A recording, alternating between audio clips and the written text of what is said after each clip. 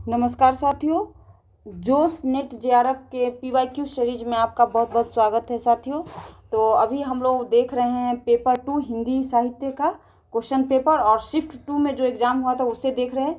और ये लेक्चर 5 है। इससे पहले मेरे द्वारा लेक्चर 1, लेक्चर 2 और लेक्चर 3 और लेक्चर 4 कंप्लीट करा दिया गया है 80 क्वेश्चन। और ये पेपर जो हुआ था जून 2022 को, 30/9/2022 को ये पेपर लिया गया था। यहाँ पे लिख देते हैं 30/9/22। ये आप लोग ध्यान पर रखेंगे, ये पेपर इस डेट को कंडक्ट किया गया था एनटीए के द्वारा। और ये जो मेरा टैगलाइन है, पीवाईक्यू से सिलेक्शन तक हिंदी साहित्य में, जो मतलब एस्पिरेंट है वो 20 साल के क्वेश्चन को अगर इस तरह से अगर कर लेंगे, पीवाईक्यू को मतलब डिटेल एनालिसिस कर लेंगे, तो मेरा मानना है कि उनका वन टाइम में नेट और जेआरएफ होने की संभावना बढ़ जाएगी किसी अन्य एस्पिरेंट से। तो अब हम लोग चलते हैं प्लेलिस्ट को देखते हैं। प्लेलिस्ट में अगर देखेंगे, आप अगर जाएंगे तो इसमें मतलब हमारे टीम के द्वारा जो है हिंदी साहित्य का पूरा शॉर्ट नोट्स बिल्कुल लाइन टू लाइन पढ़ाया जा रहा है, और फ्री हैंड लेक्चर में।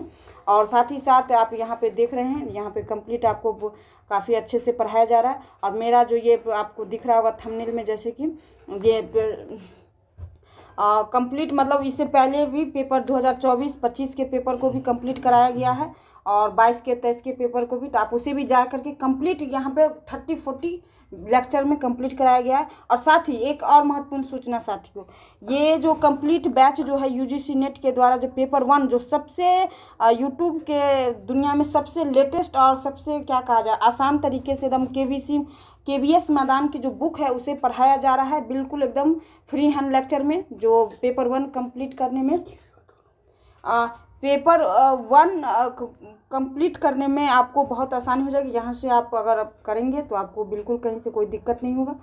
तो अब चलते हैं, अब हम लोग क्वेश्चन में, आज के लास्ट सीरीज, इस क्वेश्चन के लास्ट सीरीज में आज हम लोग 80 से 100 तक के क्वेश्चन को देखेंगे। तो चलते हैं और देखिए कि यहाँ पे आपको यूनिट 5 पढ़ाया जा रहा है, यूनिट 7 भी पढ़ाया जा रहा है। तो आप लोग जाएंगे और उसको बिल्कुल देखेंगे और इन्जॉय करेंगे। तो अब चलते हैं बिना समय गवाए हुए आज का 81 क्वेश्चन। और 81 क्वेश्चन हमारा कह रहा है, आप लोग भी क्वेश्चन देखेंगे और उसका जवाब देने की कोशिश करेंगे कि कैसे आयोग ने क्या क्वेश्चन पूछा और क्या आंसर लिया। जो भी आंसर हम आपको बताएंगे वो एनटीए के द्वारा जो वेरीफाइड आंसर की होगा उसको हम आपके सामने बताने का प्रयास करेंगे। तो चलते हैं। पहला क्वेश्चन जो 81 क्वेश्चन कह रहा है आज का, कि प्रकाशन वर्ष के अनुसार कृष्णा सोवती के उपन्यासों का सही अनुक्रम क्या है। एक तो आपको ये पता होगा कि कृष्णा सोवती बहुत अच्छी मतलब लेखिका रही है, और ये पंजाब पृष्ठभूमि को ध्यान में रख करके इन्होंने अपनी मतलब रचना लिखी है, ज़्यादातर रचनाएं। और इनके उपन्यास भी काफ़ी अच्छी हैं और एक अच्छी छाप छोड़ती है हिंदी साहित्य के क्षेत्र में। तो देखते हैं कि इनका, सबसे पहले तो आपको इसका टाइम पीरियड पता होना चाहिए कि इसका टाइम पीरियड क्या, कौन सा टाइम पीरियड होगा, ईस्वी होगा, जिसके आधार पे आप ये जज करेंगे कि हाँ इसका आंसर ये होना चाहिए। तो देखते हैं 81 का जो आयोग ने जो आंसर लिया है, पहले मैं आपको ये बता दूं कि आयोग ने इसका आंसर 1 माना है। 81 का 1, यानी कि सबसे पहले सी होगा, फिर बी होगा, फिर डी होगा, देन लास्ट में ए होगा। तो अब इसका टाइम पीरियड देख लेते हैं कि कौन सा किसका कब का ये उपन्यास है। तो देखते हैं, समय सरगम जो है ये 2000 का है, 2000 ईस्वी, ये आप लोग ध्यान पे रखेंगे। और दिलो दानिश जो है ये 1993 का है, ये ध्यान पे रखें। सूरजमुखी अंधेरे के ये 1972 का है। और जिंदगी नामा तो मैंने कई बार आप लोगों के साथ चर्चा भी किया है, ये 1979 ईस्वी का है। तो आप ये देखिए कि आपका जो ये दिया गया है ईस्वी, उसके आधार पे आपका कब कैसे आपका सेटिंग बैठा है। तो अगर वैसे देखेंगे तो सबसे पहले 1972 होना चाहिए, तो सी देखिए, और फिर बी 1979 जिंदगी नामा, फिर डी दिलो दानिश 1993, और लास्ट में ए 2000 ईस्वी का समय सरगम। तो इस तरह से अगर आप लोग देखेंगे तो आपका मतलब जो है, इसको आप शॉर्ट नोट्स बनाते चले, और शॉर्ट नोट्स अगर बन जाएगा इसका, तो आपको होगा कि नेक्स्ट एग्जाम में जो यहाँ से अगर क्वेश्चन आएंगे तो आपको कहीं से कोई दिक्कत नहीं होगा। सबको ये लिख लीजिए आप लोग, यहाँ पे समय सरगम लिख करके 2000 लिख लीजिए, जिंदगी नामा करके 1979 लिख लीजिए उसके बगल में। शॉर्ट नोट्स इसी को कहा जाता है। यहाँ से क्वेश्चन आपको नेक्स्ट टाइम भी देखने को अवश्य मिलेगा। तो चलते हैं नेक्स्ट क्वेश्चन की तरफ। आज का 82 क्वेश्चन 82 क्वेश्चन कह रहा है प्रकाशन वर्ष के अनुसार निम्नलिखित उपन्यासों का सही अनुक्रम है। मतलब यहाँ पर भी कहीं ना कहीं आपको टाइम पीरियड की जानकारी होनी चाहिए। इसका मतलब कि जब भी आप कोई उपन्यास पढ़े, कविता पढ़े, नाटक पढ़े, तो उसका टाइम जो होता है, कौन ईस्वी जो होता है, वो आप जरूर उसके मेंशन जरूर करें शॉर्ट नोट्स में। तो चलते हैं।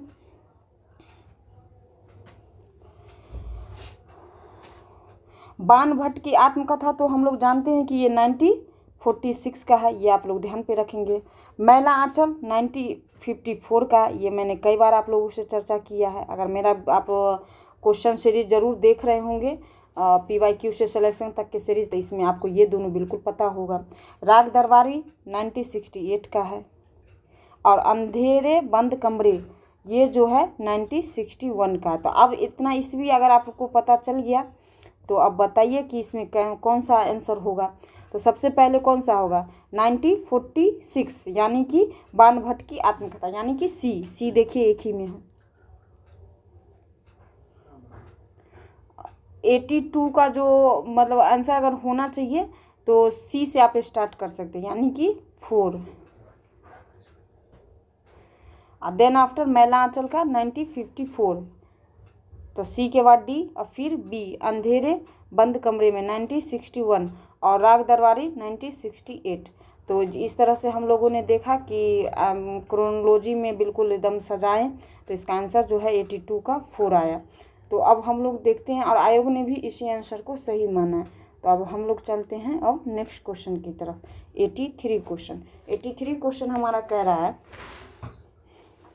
प्रकाशन वर्ष की दृष्टि से सही अनुक्रम है। तो यहाँ पर भी टाइम पीरियड आपको पता होनी चाहिए। तो 83 का जो है आयोग ने जो आंसर लिया है वो 3 लिया है।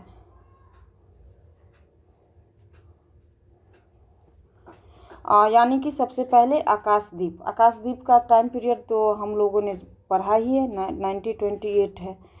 और तर्क और तूफान का ये 1944 का है, ये आप लोग ध्यान पे रखेंगे। इंद्रजाल जो है 1936 का है। और पाजेब जो है 1942 का है, ये आप लोग ध्यान पे रखेंगे। और सबसे बड़ी बात कि आप लोग जो है ये आकाशदीप और इंद्रजाल, ये जयशंकर प्रसाद की रचना, ये आप लोग ध्यान पे रखेंगे, जयशंकर प्रसाद। और ये भी जयशंकर प्रसाद, क्योंकि यहाँ से क्वेश्चन कभी भी आयोग आपसे पूछ सकता है, इसलिए आपको इसको शॉर्ट नोट्स के रूप में तैयार कर ले। और पाजेब जो है वो जैनेन्द्र का है, ये आप लोग ध्यान पे रखेंगे। और तर्क और तूफान ये यशपाल की रचना है, ये आप लोग ध्यान पे रखेंगे, यशपाल। तो देख लिया कैसे हम लोगों ने एक क्वेश्चन से कई क्वेश्चन के क्या कहते हैं फैक्ट्स को जानने का प्रयास किया कि एक तो इसका टाइम पीरियड क्या है, दूसरी तरफ हमने ये देखा कि इसके रचनाकार कौन है, क्योंकि हो सकता है नेक्स्ट टाइम आपको रचनाकार पूछ ले। तो 83 का जो आपको आंसर लिया गया है वो 3 लिया गया है, यानी कि सबसे पहले 1928 आकाशदीप। और देखिए ईस्वी के अकॉर्डिंग भी अगर हम लोग देखेंगे तो यही आ रहा है। फिर सी इंद्रजाल 1936 और फिर डी 1942 देन आफ्टर 2 ईयर्स आफ्टर जो होगा तर्क और तूफान 1944 यशपाल की जो रचना है वो है। तो देख लिए, इसी को डिटेल एनालिसिस कहते हैं साथियों, कि एक क्वेश्चन को हम केवल आंसर नहीं जानते हैं बल्कि ये जानने का प्रयास करते हैं कि इसमें और क्या फैक्ट आने की संभावना है या हो सकता है। तो इसी को आप शॉर्ट नोट्स बनाते चलेंगे तो आपको उम्मीद है कि नेक्स्ट टाइम जो आप एग्ज़ाम देंगे तो आपको पढ़ने मतलब एग्ज़ाम में बैठने के बाद एक अलग कॉन्फिडेंस रहेगा और आपका JRF नेट तो होना तय है। 84 आज का क्वेश्चन हम देखेंगे। 84 क्वेश्चन कह रहा है प्रकाशन वर्ष की दृष्टि से जयशंकर प्रसाद के निम्नलिखित नाटकों का सही अनुक्रम। देखिए अभी साथियों मैंने बताया कि जयशंकर प्रसाद की रचनाकार के मतलब उसका टाइम पीरियड, तो देखते हैं कौन हो सकता है। तो 84 में जो सबसे पहले तो हम इसका आंसर जान लेते हैं कि कौन सा है। 84 का जो आयोग ने आंसर लिया है वो 4 लिया है, यानी कि पहले डी फिर बी, फिर सी, फिर ए। अब 84 का डी। तो अब देख लेते कि इसका टाइम पीरियड क्या है, थोड़ी सी जानकारी हम लोग डिटेल ले लेते हैं, क्योंकि हम लोग केवल आंसर तो जान नहीं रहे हैं। और आप कभी भी कहीं भी यूट्यूब में देखेंगे कि सिर्फ आपको क्वेश्चन और आंसर बताया जा रहा है, ये नहीं बताया जाए कि इसका आंसर ये ही क्यों होगा, 4 ही क्यों होगा, 3 क्यों नहीं होगा। तो देखते हैं। कामना का जो टाइम पीरियड है यह 1927 है, ये आप लोग ध्यान पे रखेंगे। राजश्री का 1915 और विशाख का 1921 और लास्ट में 1913 प्रायश्चित का। तो देख लीजिए कैसे कैसे आपका इसमें सेट हो रहा है। पहले तो डी 1913, फिर बी 1915, फिर सी 1921, देन आफ्टर 1927, लास्ट में कामना। तो ये नाटक है, ये आप लोग भी ध्यान पे रखेंगे। और ये जयशंकर प्रसाद की रचना है, ये भी आप लोग ध्यान पे रखेंगे। तो इस तरह से अगर आप लोग शॉर्ट नोट्स बनाते चल लेंगे तो साथियों बताइए कि कैसे आपका नेक्स्ट टाइम जो यहाँ से क्वेश्चन आयोग बनाएगा आपका छूटेगा। इसी तरह अगर हमारी वीडियो आपको पसंद आ रहे हो तो आप बिल्कुल उसे लाइक करें, शेयर करें और अपने दोस्तों से ज़रूर इस बारे में चर्चा करें। आप देखते हैं 85 क्वेश्चन आज का। 85 क्वेश्चन का रहा है, प्रकाशन वर्ष की दृष्टि से विद्यानिवास मिश्र के निबंध के संग्रहों का सही अनुक्रम क्या है। एक तो विद्यानिवास मिश्र जी है और दूसरा जो है इसका निबंध संग्रह है, उसके बारे में टाइम पीरियड के आधार पे आपको पूछ रहा है कि इसका सही अनुक्रम क्या होगा। तो अब देखते हैं 85 का जो आयोग ने आंसर लिया है वो 2 लिया है। और पहले तो हम लोग ये देख लिए कि 85 का 2 आंसर होगा। अब ये देखते हैं कि 2 क्यों होगा, ये हम लोग देखते हैं। तो इसके लिए हमको सबसे पहले ये जानना होगा कि इसका टाइम पीरियड कौन सा होगा। आप लोग भी कमेंट करके बताइए कि इसका टाइम पीरियड ये है, ये है, ये है। तो देखते हैं। चितवन की छाँ जो है वो 1953 का है, 1953। और आंगन के पंछी बंजारा मन ये 1963 का है, ये आप लोग ध्यान पे रखेंगे। और परंपरा बंधन नहीं, ये 1976 का है। और लागो रंग हरी ये जो है 1985 का है, यानी कि सबसे लास्ट में। तो ये देखिए सबसे लास्ट में 2 ही जगह है, एक तो ये और दूसरी तरफ ये। आप देख लेते हैं कि और सबसे पहले कौन होना चाहिए। सबसे पहले 1953 डी, और उसके देन आफ्टर सी आंगन के पक्षी बंजारा मन 1963, और देन आफ्टर बी परंपरा बंधन नहीं। तो इस तरह से हम लोगों ने क्रोनोलॉजी में सजाने का प्रयास किया। और ये सभी रचनाएं जो हैं निबंध संग्रह वो विद्यानिवास मिश्र जी का, ये भी आप लोग ध्यान पर रखेंगे। इसका आप लोग शॉर्ट नोट्स बनाते चले खुद से, जैसे जैसे मैं जैसे लिख रही हूँ उसी तरह आप लोग वीडियो को देखते ही आप शॉर्ट नोट्स एक छोटा सा पेज में बनाते चलेंगे। और यही को आपको एग्ज़ाम के टाइम में मैनी टाइम्स रिवीजन करना है। 86 क्वेश्चन, आज का 86 क्वेश्चन। आप देखिए क्वेश्चन जो आपको दिया गया है कि इसमें 2 कथन दिए गए हैं, ठीक। एक तो अभी कथन असर्शन ए है के रूप में लिखित है, तो दूसरा उनके कारण रीजन के रूप में दिया गया है। और उसके बाद आपको ये करना है कि इसमें से कौन सा आंसर बिल्कुल सही बैठता है। तो अभी कथन ए कह रहा है, देरिदा की दृष्टि में पाठ के अर्थ निर्धारण के लिए पाठक की मनोसंरचना उत्तरदायी है। ये बिल्कुल सही है। देरिदा का जब आप पढ़ेंगे और जब इसके बारे में जानकारी आप लेंगे तो बिल्कुल ऐसा है कि पाठक के मनोसंरचना पर ये उत्तरदायित्व होता है। और कारण आर कह रहा है, क्योंकि पाठक की मानसिक बनावट अपने ढंग से अर्थ ग्रहण करती, इसलिए पाठ के अर्थ का सामान्यकरण संभव नहीं है। बिल्कुल जब वो कोई चीज़ पाठक जब कोई चीज़ पढ़ता है, जैसे कोई चीज़ रचना है, तो जो प्रत्येक व्यक्ति उसको उस रचना को अपने अकॉर्डिंग उसको लेता है, अपने अकॉर्डिंग उसको मतलब दिमाग में एक बनावट बनाता है, मानसिक बनावट के अकॉर्डिंग वो उसको एक्सेप्ट करता है। तो बिल्कुल ये एक दूसरे को जो है ये लाइन तो बिल्कुल सही है ही, साथ ही ये जो बोला गया है कि अर्थ निर्धारण के पाठक के मनोसंरचना पर उत्तरदायी है, तो बिल्कुल इसी फैक्ट को यहाँ पे कहीं ना कहीं फुलफिल किया गया है। क्योंकि जब शब्द लगा दिया गया है तो कहीं ना कहीं ये लाइन एक दूसरे से जुड़ गया कि मानसिक बनावट के कारण ऐसा होता है। तो बिल्कुल ये एक दूसरे ए और आर दोनों सही भी है और इसकी सही व्याख्या भी करता है, यानी कि 86 का जो आंसर होगा वह 1 होगा। ये आप लोग ध्यान पे रखेंगे।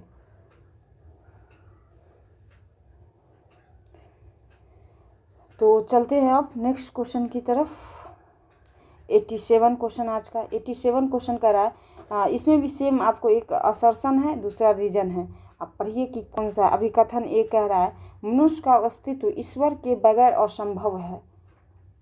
मनुष्य का अस्तित्व ईश्वर के बगैर असंभव है, ये थोड़ा सा एक्सट्रीम लग रहा है, क्योंकि कुछ लोग तो ऐसा भी है कि नहीं मानते हैं कि ईश्वर नहीं है, कुछ लोग मानते हैं कि ईश्वर है। जो भी काम हो रही है दुनिया भर में, समाज में, परिवार में या हर जन चेतना में, वो कहीं ना कहीं ईश्वर ही उसके लिए उत्तरदायी है, प्रकृति ही उससे उत्तरदायी। लेकिन कुछ लोग जस्ट उसके अपोजिट विचार रखते हैं। उन कहते हैं कि नहीं, ईश्वर कुछ नहीं करता है, जो भी कुछ करता है मतलब जो हम लोग करते हैं, इंसान करता है। तो अगर एक दूसरे पक्ष को देखें तो ये लाइन तो बिल्कुल गलत हो रहा है कि मनुष्य का अस्तित्व ईश्वर के बगैर असंभव है, ऐसा कोई ज़रूरी तो नहीं है। और कारण आर कह रहा है क्योंकि नीत्शे का मानना है कि ईश्वर मर गया है। हाँ, इससे पहले भी साथियों मैंने बताया था कि ईश्वर मर गया है, ये नीत्शे का एक विचार है कि नीत्शे का विचार है कि ईश्वर तो बहुत पहले मर चुका है। तो अगर इसके अकॉर्डिंग अगर देखेंगे तो नीत्शे के अकॉर्डिंग, तो नीत्शे तो वो जब ईश्वर को मार ही दिया है तो ये कैसे संभव है कि जीवन मतलब असंभव होगा। तो ये असंभव नहीं, यहाँ पे अगर संभव होता तो सही होता। तो आपका इसका आंसर जो है मतलब अभिकथन ए गलत है और आर जो है बिल्कुल सही है। तो उसके अकॉर्डिंग देखिए कि आपका आंसर क्या होगा, यानी कि 4 आपका आंसर होगा। और आयोग ने भी इसी आंसर को सही माना है। तो एक बात, 2 फैक्ट इसमें ध्यान रखेंगे कि एक तो नीत्शे के विषय में, क्योंकि ये PYQ से पहले, इससे पहले भी PYQ पूछा गया है। ये 2024 में और 25 में यहाँ से क्वेश्चन आए, ये आप लोग ध्यान पे रखेंगे। तो देखिए PYQ जब आप करेंगे इसी तरह से डिटेल एनालिसिस, तो आपको क्वेश्चन रिपीट होंगे, फैक्ट रिपीट होंगे, ये आप लोग गौर कर रहे होंगे। अब इसी तरह अगर हम लोग 10 ईयर्स का कर लेंगे तो बताइए कि आपको कैसे कितने टॉपिक्स आपको बार बार रिपीट होंगे। सो आप लोग ध्यान पे देंगे कि कैसे आपको एक एक क्वेश्चन आपको रिपीट होने लगेगा। कुछ क्वेश्चन कहाँ से आयोग बनाएगा, जो सिलेबस है उसी से क्वेश्चन बनाएगा। जो क्वेश्चन जब भी कोई NTA क्वेश्चन बनाता है तो कहाँ से क्वेश्चन बनाएगा, वो कहीं ना कहीं पूर्व के ही क्वेश्चन को देखता है, उसके अकॉर्डिंग क्वेश्चन फ्रेम करता है। तो चलते हैं आज का 88 क्वेश्चन का रहा है नीचे। हाँ, यहाँ भी आपको कब असर्शन दिया हुआ और रीजन दिया हुआ, इसको पढ़ करके आपको आंसर इसके अकॉर्डिंग देना है। तो अभिकथन ए कह रहा है गैर रोमांटिक दौर में रोमानियत को एक गाली के रूप में प्रयुक्त किया जाता था। तो किया जाता था, ये सही है, क्योंकि व्यक्तिगत अनुभूति के स्पर्श के बिना उच्च स्तर की प्रेम कविताएं लिखी जा सकती है। नहीं, व्यक्तिगत अनुभूति के स्पर्श के बिना जो है उच्च स्तर की प्रेम कविता नहीं लिखी जा सकती, क्योंकि मानना है कि जब तक कोई व्यक्ति किसी चीज़ की अनुभूति नहीं करेगा तब तक उसके उस कविता में वो जो आनी चाहिए बातें, जिस स्तर की वो कविताएं लिखना चाहता वो नहीं आ पाएगा, वो भावनाएं ही व्यक्त नहीं हो पाएगा। कहता है ना कि पहले स्व अनुभूति करने के बाद ही वो कागज़ पे वो चीज़ या विचार पे वो चीज़ उतरती है। तो इस बात से अगर इस क्वेश्चन ऑप्शन को हम लोग देखेंगे तो ये बात ऐसा लगेगा कि ये लाइन जो है थोड़ी सी गलत लग रही है। स्पर्श के बिना, अगर यहाँ पे रहता कि स्पर्श के साथ तो ये सही हो जाता। और उसमें भी एक लाइन और दे दिया है कि इसके बिना उच्च स्तर की कैसे हो सकता है कि सामान्य स्तर के लिख लिया जाए, उच्च स्तर की ना बन पाए। तो आर गलत है और आपका ए जो है सही है, यानी कि 88 का जो आंसर है वो 3 है। देखिए कैसे हम लोग देखते हैं कि ये ऑप्शन आपका सही क्यों है और सेकंड ऑप्शन जो है गलत क्यों है, ये हम लोग जानने का प्रयास करते हैं। तो चलते हैं अब आज का नेक्स्ट क्वेश्चन 89 क्वेश्चन हमारा कह रहा है कि इसमें भी असर्शन है और रीजन है। तो देखते हैं। अभिकथन ए स्त्री संस्कृति के संदर्भ में स्त्री पाठ का विश्लेषण आवश्यक है। बिल्कुल आवश्यक है। क्यों कारण में दे रहा है, क्योंकि स्त्री संस्कृति प्रतिसत्तात्मक संस्कृति से भिन्न अभिधान है। बिल्कुल भिन्न अभिधान है, तभी आवश्यक है। विश्लेषण क्यों आवश्यक है? क्योंकि स्त्री जो है, स्त्री की जो संस्कृति है प्रतिसत्तात्मक संस्कृति से बिल्कुल अलग है, इसलिए उसके लिए विश्लेषण, विवेचन और पाठ का अध्ययन बिल्कुल ज़रूरी है, आवश्यक है। तो ये दोनों बिल्कुल सही भी है और एक दूसरे को मतलब जो अभी कथन ए दिया हुआ है उसका आर जो है बिल्कुल उसको वो फुलफिल करता है उसके आर्गूमेंट को। तो इसके अकॉर्डिंग देखेंगे तो 89 का जो आंसर होगा वो एक होगा, यानी ए आर दोनों सही भी है और आर ए की सही व्याख्या भी करता है, यानी कि 89 का 1 आंसर। चलते हैं अब नेक्स्ट क्वेश्चन, आज का 90 क्वेश्चन। 90 नंबर क्वेश्चन हमारा ये कह रहा है, इसमें भी आपको अभिकथन असर्शन ए दिया हुआ है और दूसरे में कारण आर, रीजन आर दिया हुआ है, आपको पढ़ना है। अभिकथन ए कह रहा है, उत्तर आधुनिकता मानव यथार्थ की संपूर्णता की अवधारणा का खंडन करती है। बिल्कुल खंडन करती है कि उत्तर आधुनिकता जो है वो मानव यथार्थ की संपूर्णता की अवधारणा का खंडन करती है। और कारण आर कह रहा है, क्योंकि मानव यथार्थ विखंडित, बहुवाची और परिवर्तनशील है। देखिए ये लाइन और ये लाइन में आपको लगेगा कि कुछ न कुछ संबंध है, क्योंकि यहाँ पे भी खंडन की बात आई और यहाँ पे भी खंडन की भी बात आई। तो इस तरह से जब आप इस तरह के क्वेश्चन को सॉल्व करेंगे तो ये ज़रूर देखिएगा कि एक लाइन जो है, इसका पहला वाला लाइन दूसरी लाइन से कोई तालमेल है। अगर तालमेल है बिल्कुल सही तरीके से तो आपका आंसर जो होगा वो एक होने की संभावना रहेगी, क्योंकि ए और दोनों सही भी रहेगा और उसकी सही व्याख्या भी वो करता रहेगा। तो इसके अकॉर्डिंग अगर देखें तो इसका आंसर जो है वो 90 का एक होगा, यानी कि ये ए आर सही भी है और इसकी व्याख्या भी करता है। तो चलते हैं अब नेक्स्ट क्वेश्चन की तरफ। अब जो भी क्वेश्चन आएगा हमारा 2 पैसेज होगा, इसमें 2 पैसेज होगा और इस पैसेज में से 10 क्वेश्चन दिए होंगे और आपको सॉल्व करना है। बिल्कुल इसको फ्री का मार्क्स आप समझिए पैसेज को। इसके लिए सबसे पहले आपको क्या करना होगा कि पैसेज को बहुत आसान क्या कहा जाए, गौर से पढ़ना होगा, ध्यानपूर्वक पढ़ना होगा और देन आफ्टर उसके जो 5 क्वेश्चन दिए होंगे एक पैसेज से उसको आपको बनाना होगा, सॉल्व करते। देखते हैं, पहले पैसेज पढ़ते हैं। पहला पैसेज हमारा ये कह रहा है कि देखिए लिखा हुआ, निम्नलिखित अवतरण को ध्यानपूर्वक पढ़िए, नीचे दिए गए प्रश्नों का उत्तर दीजिए। क्योंकि आपको पैसेज इसलिए बोला जा रहा है ध्यान से पढ़ने के लिए, क्योंकि आपको जो आंसर देना है क्वेश्चन का आंसर वो पैसेज के अकॉर्डिंग ही देना है, अपने दिमाग के अकॉर्डिंग नहीं देना है। तो चलते हैं। बात यह है कि जब मैं कहता हूँ कि देवदारू सुंदर है, देवदारू का यहाँ पे एक नाम आया है, ये ध्यान रखें, तो सुनने वाले उसे सुंदर का एक सामान्य अर्थ ही लेते हैं। हजार तरह के सुंदर पदार्थों में रहने वाला एक सामान्य सौंदर्य धर्म सौंदर्य का कौन सा विशिष्ट रूप मेरे हृदय में उल्लास तरंगित कर रहा है, यह बात बस मैं ही जानता हूँ। अगर मुझ में इस बात को कहने की शक्ति नहीं हुई तो यह गूंगे का गूढ़ बनी रह जाएगी। जिसमें शक्ति होती है वह कवि कहलाता है। देखिए यहाँ पे शक्ति, जो सच कहने की जो बात है ना, कि जो सच कहने की जो शक्ति होती है उसे कवि का यहाँ पे कहीं ना कहीं संज्ञा दिया गया है। तो ये बात आप लोग ध्यान पे रखेंगे। अनेक प्रकार के कौशल से वह इस बात को कहने का प्रयत्न करता है कि फिर भी शब्दों का सहारा तो उसे लेना ही पड़ता है। शब्द सदा सामान्य अर्थ को प्रकट करते हैं, कभी विशिष्ट अर्थ देना चाहता है।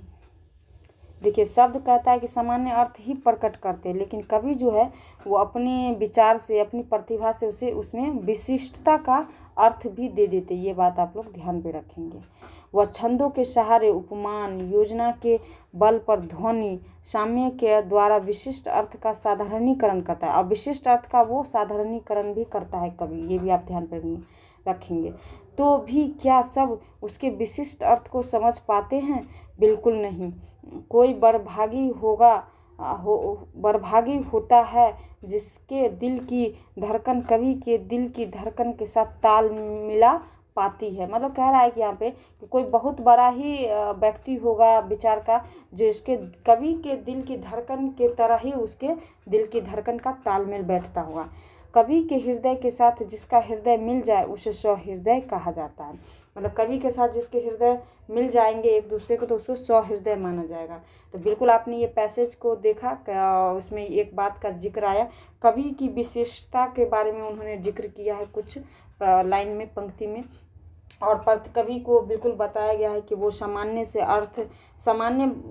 अर्थ को बिल्कुल विशिष्ट अर्थ में परिवर्तित करता है और विशिष्ट अर्थ को सामान्य अर्थ में परिवर्तित करता है। तो अब देखते हैं कि आज का ये 5 क्वेश्चन को हम लोग अब बनाने का प्रयास करते हैं। क्वेश्चन नंबर हमारा 91 ये कह रहा है, शब्द सदा सामान्य अर्थ व्यक्त करते हैं। देखिए क्यों करते हैं? क्योंकि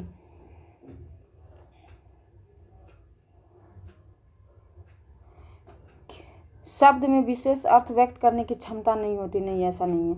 हर शब्द का केवल सामान्य अर्थ होता है, बिल्कुल नहीं। हर शब्द का केवल सामान्य अर्थ होता है, एक्सट्रीम वर्ड है, नहीं होगा। प्रयोक्ता सामान्य अर्थ ही समझता है, ऐसा भी नहीं है। सामान्यतः सामान्य अर्थ में ही शब्द का प्रयोग किया जाता है। शब्द का विशेष अर्थ प्रयोग और परिस्थिति पर निर्भर करता है। बिल्कुल ये लाइन एकदम लग रहा है कि इस पैसेज के अकॉर्डिंग है। तो आपका जो आंसर होगा 91 का वो 4 होगा। तो चलते हैं अब नेक्स्ट क्वेश्चन की तरफ। नेक्स्ट क्वेश्चन 92 क्वेश्चन हमारा कह रहा है, कवि साधारणीकरण क्यों करता है?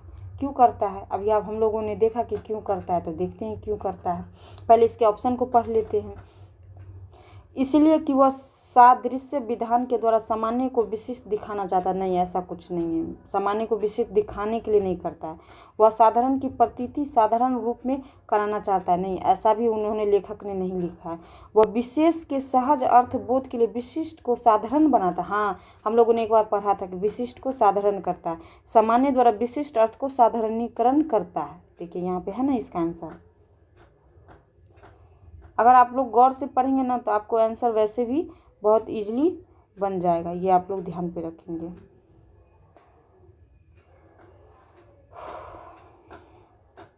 तो विशिष्ट को सहज अर्थ बोध के लिए विशिष्ट को साधारण बनाता, यानी कि 92 का 3 ऑप्शन 3 आंसर सही है।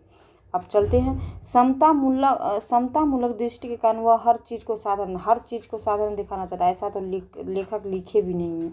तो चलते हैं आज का 93 क्वेश्चन। 93 क्वेश्चन कह रहा है, श्रोता सुंदर शब्द का एक सामान्य अर्थ ही लेते हैं क्योंकि श्रोता शब्द का विशेष अर्थ ले ही नहीं सकते। देखिए निगेटिव है। वक्ता के निर्देश पर श्रोता सुंदर का विशेष अर्थ लेते हैं, ऐसा नहीं है। सुंदर शब्द सुंदरता का सामान्य अर्थ ही देता है, ऐसा लेखक ने लिखा भी नहीं है। यह अर्थ ग्रहण की सामान्य रीति है। प्रतिभा, अभ्यास, अर्थ ग्रहण की विशेष योग्यता के बाद कोई श्रोता शब्द का सामान्य से अलग अर्थ लेता है। जैसा कि कवि के विषय में उन्होंने लिखा है कि कोई कवि जो है जो मतलब सामान्य चीज़ को भी वो विशिष्ट बना देता और विशिष्ट को सामान्य बना देता। तो इसमें इस लाइन से यहाँ पे पुष्टि हो रही है, यानी कि 93 का 4 ऑप्शन। चलते हैं अब नेक्स्ट क्वेश्चन की तरफ। 94 क्वेश्चन आज का, हृदय में तरंगित सौंदर्य के विशेष रूप को लेखक व्यक्त करने में अक्षम है क्योंकि, यहाँ पे क्योंकि पूछ रहा है।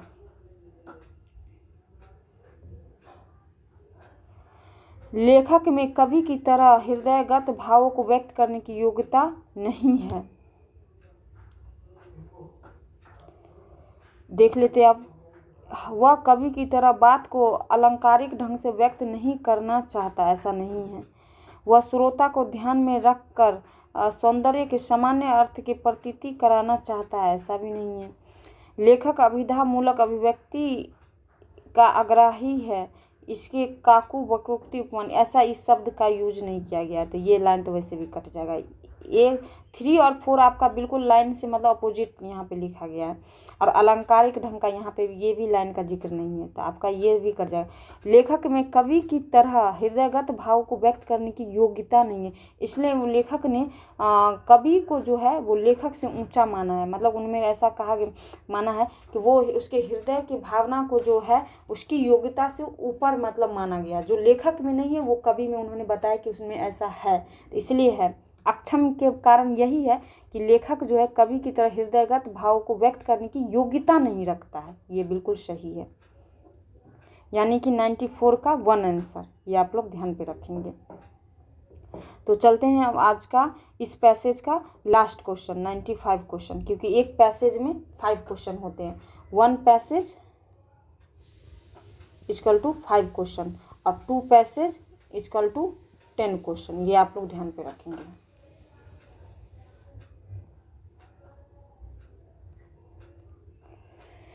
सामान्य आदमी अनुभूत सौंदर्य का,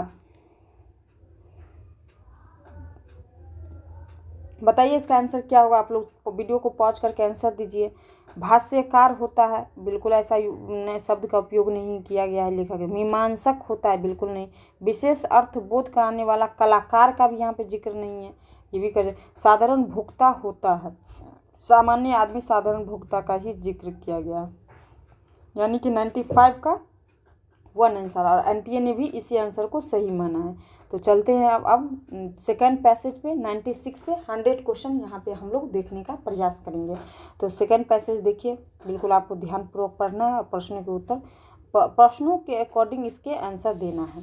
तो पढ़ते हैं सेकंड। आप लोग भी पैसेज को ध्यान से सुनेंगे जब हम पढ़ते हैं। तो विवाह के व्यवसाय में स्त्री की विद्या पासंग बने हुए ढेले के समान है, जो तुला को दोनों ओर समान रूप से गुरु कर देता है, और कुछ उसके मानसिक विकास के लिए नहीं। उनकी योग्यता, उसकी कला पति के प्रदर्शन तथा गर्व की वस्तु है, उसे सत्य, शिव और सुंदरम तक पहुँचने का साधन नहीं।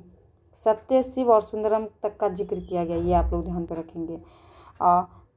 उसके कोमलता, करुणा, आज्ञाकारिता, पवित्रता आदि गुण उसे पुरुष की इच्छा अनुकूल बनाने के लिए आवश्यक है। संसार पर कल्याण वर्षा के लिए नहीं, न स्त्री को अपने जीवन का कोई लक्ष्य बनाने का अधिकार है, और न समाज द्वारा निर्धारित विधान के विरुद्ध। यहाँ से आप लोग अंडरलाइन कर सकते हैं। कुछ कहने का उसका जीवन पुरुष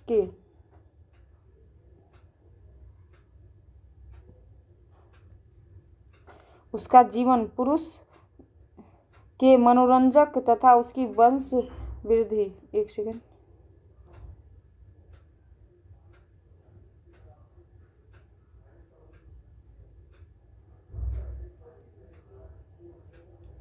सेकंड, साथियों। उसका जीवन पुरुष के मनोरंजन तथा उसकी वंश वृद्धि के लिए इस प्रकार चिर निवेदित हो चुका है कि उसकी सम्मति पूछने की आवश्यकता का अनुभव भी किसी ने नहीं किया। वातावरण भी धीरे धीरे उसे ऐसे ही मुख्य आज्ञा पालन के लिए प्रस्तुत करता रहता है। गृहिणी का कर्तव्य कम महत्वपूर्ण नहीं यदि वह साधिकार और शिक्षा से सुकृत हो। जिस गृह को बचपन से उसका लक्ष्य बनाया जाता है, यदि उस पर उसे अन्न, वस्त्र, पानी के अतिरिक्त कोई और अधिकार भी होता, जिस पुरुष के लिए उसका जीवन एकांत रूप से निवेदित है, यदि उसके जीवन पर उसका भी कोई स्वत्व होता, तो वह दासता, सप्रियनीय प्रभुता बन जाती। देखिए, इतना पैसेज पढ़ने के बाद तो एक चीज़ स्पष्ट हो गई कि ये पैसेज जो है बिल्कुल नारी केंद्रित है। ये आप लोग को पता चल गया होगा। और नारी की स्वतंत्रता और नारी के अधिकार कर्तव्य का यहाँ पे कहीं ना कहीं लेखक लिखने का प्रयास किया गया। ये आप लोग को ध्यान में आ गया होगा कि एक स्त्री कैसे मतलब धीरे धीरे पुरुष के हर एक काम को मतलब करते चली जाती है। जैसे उनकी हर एक बात मानने से लेकर के वंश वृद्धि से लेकर के अपने गृह कार्य को पूरा करने से लेकर तमाम वो काम जो एक स्त्री का मतलब एक कहीं ना कहीं डेली रूटीन बन जाता है। तो आप चलते हैं, इसके आधार पे आप पैसेज के पढ़ने के बाद आप इसके आंसर को देने का प्रयास करेंगे। तो पहला क्वेश्चन 96 क्वेश्चन कह रहा है इस पैसेज का कि उपयुक्त अवतरण के आधार पर निम्नलिखित में से कौन सा कथन सही है। यहाँ पे सही पूछ रहा है, तो आप इसको बड़ी ध्यान से पढ़िए कि कौन सा लाइन यहाँ पे पैसेज में जिक्र किया गया है, कौन सा नहीं जिक्र किया गया है। तो देखेंगे, यदि घर का उत्तरदायित्व निभाने में गृहिणी के अधिकार और इच्छा का सम्मान नहीं होता तो भी बड़े गौरव की बात है। नहीं, यहाँ पे निगेटिव लाइन है। सम्मान नहीं होता तो गौरव की बात कैसी है? बिल्कुल मतलब ये क्या कहते हैं, निर्लजता की बात है। गौरव की बात कैसे हो गई? बिल्कुल उसके काम के, अधिकार के और इच्छा की बात को तो सम्मान करना चाहिए। ये नेगेटिव लाइन है, ये नहीं होगा। यदि घर का उत्तरदायित्व निभाना पड़ता है तो यह गृहिणी का परम कर्तव्य है, चाहे उसकी इच्छा के विपरीत ही क्यों न। बिल्कुल यहाँ पे परम कर्तव्य तो है, बट उसकी इच्छा के अनुरूप, विपरीत नहीं। ये लाइन गलत है, विपरीत नहीं, ये भी लाइन गलत है। यदि घर का उत्तरदायित्व निभाने में गृहिणी को अपना सब कुछ निछावर करना पड़ता है तो यह श्रेयस्कर है। नहीं, ऐसा लेखक ने ऐसा नहीं लिखा है, श्रेयस्कर नहीं बताया है। यदि गृहिणी अपनी इच्छा से और अपने अधिकार के गौरव के साथ घर के उत्तरदायित्व का निर्वाह करती है तो यह अत्यंत महत्वपूर्ण। हाँ बिल्कुल, ऐसा लाइन लेखक के द्वारा लिखा गया है। तो इसका 96 का जो आंसर होगा वो 4 होगा। ये आप लोग ध्यान पे रखेंगे, 4। चलते हैं अब नेक्स्ट क्वेश्चन की तरफ। 97 क्वेश्चन। 97 क्वेश्चन कह रहा है, उपयुक्त अवतरण के संदर्भ में निम्नलिखित में से कौन सा कथन सही है? सही पूछ रहा है आपको। इसका मतलब मान के चलिए कि इसमें 3 जो है ऑप्शन वो गलत दिया है, जो पैसेज में नहीं लिखा गया या उसके अपोजिट लिख दिया गया ऑप्शन में, और आपसे पूछ रहा है कि कौन सा आंसर सही है। विवाह की प्रथा में वर और कन्या के माता पिता सिर्फ उनकी भलाई का प्रयास करते, ऐसा लेखक ने जिक्र भी नहीं किया वर और कन्या और माता पिता का बात। तो ये लाइन तो वैसे भी कट गई, पैसेज से बिल्कुल अलग बातें, इतर बातें हैं।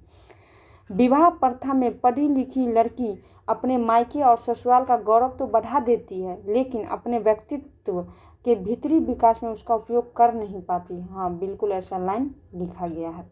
अब आगे देखते हैं। विवाह एक ऐसी प्रथा है जिसमें वर और कन्या के माता पिता सिर्फ अपना अपना लाभ देखते हैं। यहाँ पे कन्या और माता पिता के लाभ और हानि की बात का जिक्र नहीं है, ये आप लोग ध्यान पर रखेंगे, लाभ और हानि का जिक्र नहीं है। ये भी लाइन आपको कट गया। विवाह की प्रथा में शिक्षित अशिक्षित लड़की में कोई अंतर नहीं किया जाता, दोनों में नौकरानी समझा जाता है। नहीं, यहाँ पे इस लाइन का तो जिक्र भी नहीं किया गया। तो जो सबसे आंसर सही जो आंसर है वो आपका 2 हो जाएगा, जो पैसेज के अकॉर्डिंग जो है।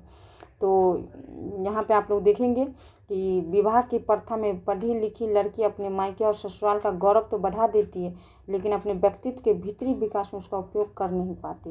बिल्कुल ये लाइन है, ऐसा दिया गया है। तो आप चलते हैं आज का नेक्स्ट क्वेश्चन। 98 क्वेश्चन। 98 क्वेश्चन कह रहा है, उपयुक्त अवतरण के संदर्भ में सही कथन है। तो 98 का आप देख लेते कौन सा सही है। स्त्री को अपनी बौद्धिक शक्ति पर इतना अभिमान है कि वह जानबूझकर समाज के नियमों और अपने लक्ष्य के बारे में बताना अपना अपमान समझती है। ये निगेटिव लाइन है कि मतलब जानबूझकर उसको समाज के नियम और लक्ष्य के बारे में बताना अपमान समझती है, अभिमान है, ये गलत है। ऐसा कोई भी लेखक कुछ भी जब पॉइंट बनाता है तो इस तरह से मतलब वो निगेटिव मैसेज तो नहीं देगा, ये तो आप लोग ध्यान पे रखेंगे। तो निगेटिव मैसेज जब भी पॉइंट रहे आपके ऑप्शन में तो आप उसको इजीली काट सकते हैं, हटा सकते हैं, अवॉइड कर सकते हैं।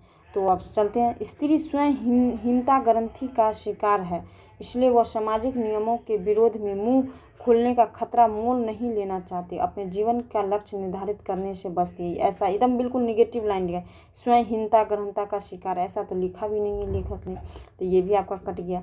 चलते, स्त्री इतनी सहनशील है कि वह समाज के बारे में कुछ कहना आवश्यक नहीं समझती और अपना लक्ष्य निर्धारित करने की उसे आवश्यकता भी जान नहीं पड़ती। बिल्कुल देखिए कितना निगेटिव एक्सट्रीम वर्ड है।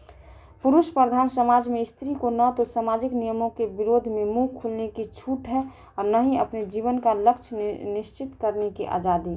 बिल्कुल ये लाइन है ऐसा, यानी कि 98 का जो आंसर होगा वो 1 होगा ये। तो चलते हैं अब 98 का 1। आज का सेकेंड लास्ट क्वेश्चन 99 का उपयुक्त अवतरण के संदर्भ में निम्नलिखित में से सही कथन है। सही कथन अब हम लोग देख लेते कि सही कथन कौन सा है। स्त्री को समाज कल्याण का काम कठिन लगता है, जबकि उसे अपने अर्जित गुणों को पुरुष की इच्छा के अनुरूप ढालना सरल लगता है। ऐसा नहीं लिखा गया है, समाज कल्याण का काम कठिन लगता है, ऐसा नहीं है। स्त्री स्वयं समाज का कल्याण नहीं करना चाहती और पुरुष को खुश करने के लिए स्वयं अपने गुणों का अनुकूलन कर लेती है। पुरुष को खुश करने का यहाँ पे तो कोई जिक्र भी नहीं है, तो ये कट जाएगा। स्त्री द्वारा अर्जित मानवोचित गुणों को पुरुष प्रधान समाज लोक मंगल के कार्यों में लगाना नहीं चाहता। इसके कारण उसके गुणों का पुरुष की इच्छा के अनुरूप अनुकूलन किया जाता है। ये कुछ हद तक लग रहा है कि सही हो सकता है। अपने अर्जित मानवोचित गुणों को समाज कल्याण में न लगाना या उन्हें पुरुष की इच्छा के अनुरूप ढालना स्त्री की अपनी मर्जी है। ऐसा लेखक ने नहीं लिखा है कि वो अपनी मर्जी से ऐसा कर रही है। तो यानी आपका जो सबसे परफेक्ट आंसर है वो इस पैसेज के अकॉर्डिंग वो 99 का जो आपका आंसर होगा वो 3 होगा, यानी कि 99 का 3 ये आंसर। तो चलते हैं हम आज का लास्ट क्वेश्चन 100 क्वेश्चन देख लेंगे आप लोग। उपयुक्त अवतरण के आधार पर निम्नलिखित में से कौन सा कथन सही है। थोड़ा ये पैसेज मतलब क्या कहते हैं, लेंदी पैसेज थे और इसके ऑप्शन भी बिल्कुल बड़े बड़े हैं। तो थोड़ा आप लोग जब भी इस तरह का पैसेज आए तो आप लोग ध्यानपूर्वक क्वेश्चन को पढ़ें और पैसेज को पढ़ें और या ध्यानपूर्वक ऑप्शन को हटा करके एलिमिनेट करके अपने आंसर को सही मारने का प्रयास करेंगे। देखते हैं क्या होना चाहिए इसका आंसर। पति के घर में जाकर स्त्री का जीवन पति के लिए पूरी तरह से समर्पित हो जाता है और उसके अपने जीवन पर कोई अधिकार नहीं रह जाता। ऐसा भी तो नहीं कि कोई अधिकार नहीं रह जाता। हाँ, अधिकार रहता है कुछ हद तक, मतलब एक जीवन को क्या कहा जाए, मतलब बंध सा जाता है। ऐसा थोड़ी है कि कोई अधिकार ही नहीं रह जाता। एक तो बिल्कुल भी नहीं होगा। जिस घर को बचपन से गृहिणी का लक्ष्य बनाया जाता है, यदि उस घर में जाकर अपने जीवन पर उसका अधिकार बना रहता तो उसकी गुलामी भी स्वागत योग्य कही जा सकती है। हाँ, ऐसा है, गृहिणी का लक्ष्य बनाया जाता है, ऐसा लिखा गया है। पति के घर में आने के बाद गृहिणी का नाम और चेहरा, देखिए, नाम और चेहरा छीनकर उसे घर की मालकिन बना दिया जाता है, ऐसा नहीं है। पति गृह में गृहिणी अपने जीवन के अधिकार और स्वत्व में से हीन होने पर भी शहीद होने का गर्व महसूस कर। यहाँ पे शहीद होने का तो जिक्र भी नहीं है। जो शब्द का मतलब लिखा ही नहीं गया वो शब्द यहाँ पे कैसे हो जाएगा। तो एक 4 तो पहले कट जाएगा। नाम और चेहरा का भी जिक्र नहीं है। जहाँ पे जिस शब्द का जिक्र नहीं है वो हम यहाँ पे मतलब गोल कर दिया गया है। तो ये आप लोग ध्यान पे रखेंगे। ऐसे भी आप लोग क्वेश्चन को सॉल्व कर सकते हैं एग्जाम हॉल में। तो आपका आंसर जो होगा वो 2 होगा, यानी कि 100 का 2 ऑप्शन, ये ध्यान पे रखेंगे। तो साथियों, कैसा लगा मेरा पढ़ाने का तरीका और आपको ये लेक्चर कैसा पसंद आ रहा है। जो भी आपको अगर आपकी और कोई डिमांड है तो आप बिल्कुल हमें कमेंट करें, शेयर करें हमारे वीडियो को, ताकि अच्छे कंटेंट एस्पिरेंट में पहुंचे और जो विद्यार्थी परेशान है एग्ज़ाम दे करके, अपने अटेम्प्ट दे करके, तो वो बिल्कुल इसे यहाँ तक इससे जुड़े और ताकि उनका 1 टाइम में JRF क्लियर हो। और इस पे जोश नेट JRF के प्लेलिस्ट पे आप जाएं और आपको तमाम वो पेपर 1 और पेपर 2 की सामग्री आपको यहाँ पे बिल्कुल आसान भाषा में बिल्कुल क्या कहा जाए, तरीके वाइज एकदम क्रोनोलॉजी में आपको आपके लिए बनाया गया है, ताकि आपको भटकने की ज़रूरत नहीं है। यहाँ से जुड़ने के बाद आपको फिर बिल्कुल क्या कहा जाए, कहीं और जाने की आवश्यकता नहीं होगी। तो इसलिए बने रहें हमारे जोश नेट JRF के प्लेटफॉर्म से और अपने दोस्तों से भी बताएं। और साथ ही साथ अगर हमारे वीडियो पसंद आ रहे हैं तो इसे सोशल मीडिया पे जो भी है, फेसबुक है, इंस्टाग्राम है, व्हाट्सएप ग्रुप है, जो भी ग्रुप है, टेलीग्राम ग्रुप, आप वहाँ पे बिल्कुल शेयर करें और लोगों से बताएं। मिलते हैं तो अब नेक्स्ट वीडियो में। धन्यवाद।